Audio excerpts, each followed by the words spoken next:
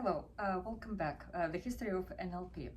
The history of NLP involves quite a few people, so I would have to tell you a little bit of story because it's a lot of moving parts. So once upon a time, there was very bright, very multi-talented student named Richard Bandler. Richard Bandler was a student at the University of California, Santa Cruz. He studied mathematics and what we call today computer science. He had a living arrangement with a psychoanalyst and the head of the publishing house, Robert Spitzer. Robert Spitzer noticed the talents of Richard Bandler, and not only he entrusted him to work in his bookstore, but also to write the transcripts of different seminars, workshops. So Richard Bandler got naturally interested in psychology. So we're gonna leave these two for now. Okay, so now at the same time in late 1960s, was very famous psychoanalyst, have his book here, Fritz Perls. Okay, that's his picture. If you've heard of Gestalt therapy, so Fritz Perls is very famous for that. He wasn't the founder, but he really developed it further. So again, in the 1960s, he was the prime of his career. He published a lot of books, he had a lot of videotapes, audio tapes, manuscripts, and he was successful because his method worked. He conducted a lot of workshops and Gestalt therapy groups. People were coming to California all over the place to see him, okay? So naturally, our publisher, remember Robert Spitzer, had a contract with Fritz Perls for his legacy book, which would encompass his latest work. Unfortunately, Fritz Perls dies and the book wasn't finished. Fritz Perls had a lot of students, but for whatever reason they could not go ahead and summarize his legacy. So then Robert Spitzer asked our bright student Richard Bandler to see if he could put it together in a system. So Richard Bandler never met in person. They never met. Fritz Perls and Richard Bandler never saw each other. However, Richard Bandler immersed himself into multiple audio tapes, videotapes, books.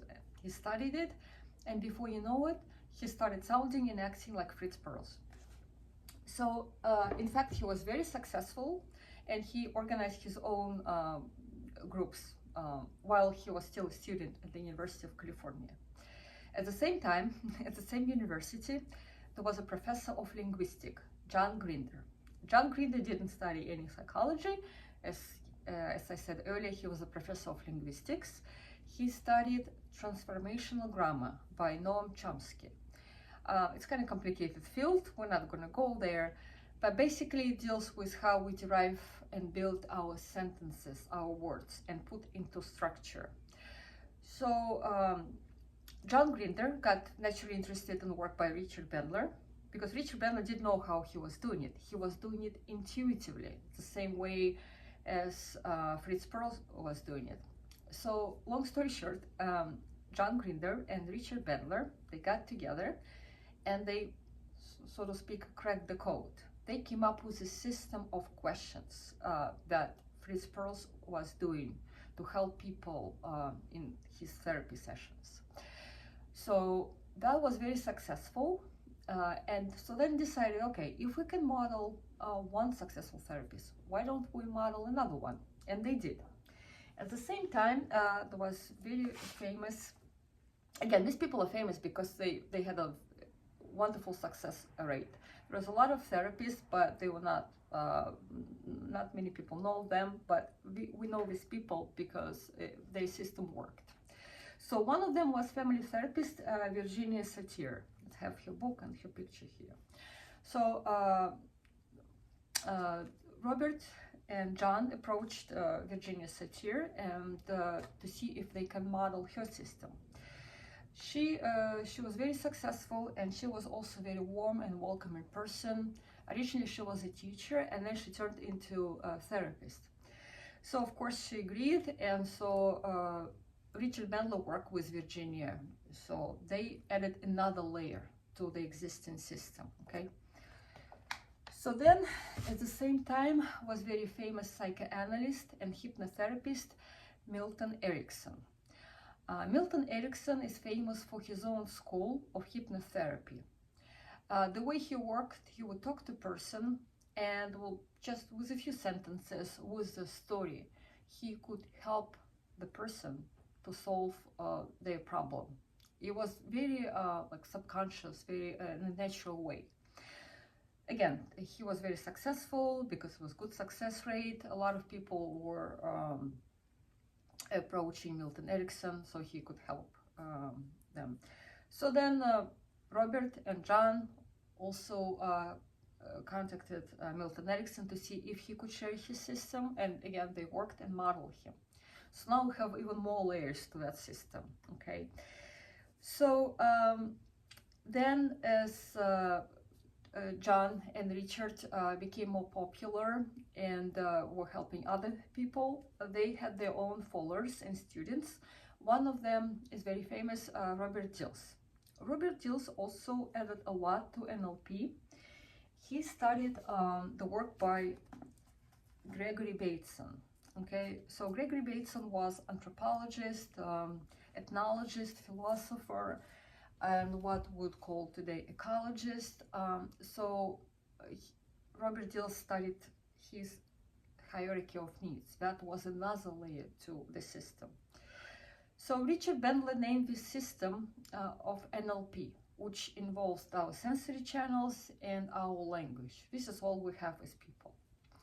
So once they have this system, naturally John Grinder and Richard Bandler decided to write a book so other people could benefit from it. And they did.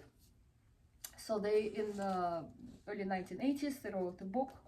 I have 2 volumes here, which is called The Structure of Magic. If you think about it, it's a real magic, because people used to have problems for many years. They had phobias, anxiety, trauma, and based on the successful work by different people, just in a few sessions, people could relieve themselves from their, emotions, negative emotions and trauma. So it's real magic how people started changing their reality, their perception of their reality. So you can become your own magician, basically. You change things around you by changing yourself and your thinking. So anyway, so this is the structure of magic, but don't be fooled by the cover. It's quite scientific because it has a few formulas here. Because remember, Dr. Richard Bandler, he studied mathematics. But so anyway, so this is the history. There's other, of course, people who followed, and they added a lot of NLP. The system is still kind of what we call open end. It's still developing and absorbing the best of the practices. However, it could be studied, and I got naturally curious about NLP. And then I went ahead last year and I got my license. I'm a licensed NLP practitioner, licensed by the Society of NLP that was founded by Dr. Richard Bandler. So this is the original founder, and you can take some classes and you can study NLP to help yourself and people around you. So I know it works, it helped me, and I'm very excited to share part of my knowledge, some exercises, the fun, effective exercises that could help people. And so that's why I'm starting this channel. And please subscribe, and I hope see you next time. Thank you so much for watching. See you next time. Bye bye.